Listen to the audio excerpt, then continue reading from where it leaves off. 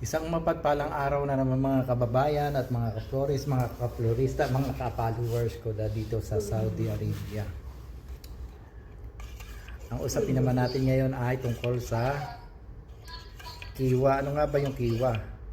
Yung kiwa, pag kinikreate nating account yan sa Google, isa siyang platform para sa ating kontrata dito sa Saudi Arabia.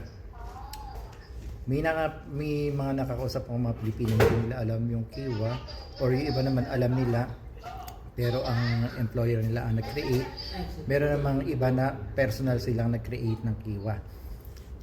At dapat sa kiwa ay yung personal mong number ang naka-registered, kasi pag nag-create ka ng kiwa, yung OTP magpo-proceed doon sa ma-receive mo sa personal mong number.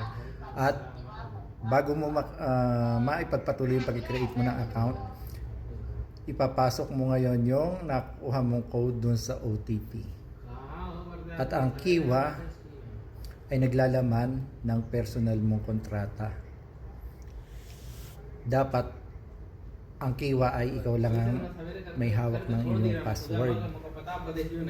At ang kiwa, kung ano nilalaman ng kontrata mo galing Pilipinas, yun din dapat ang nilalaman ng kiwa contract mo. Yun lamang po at maraming salamat. Follow for more.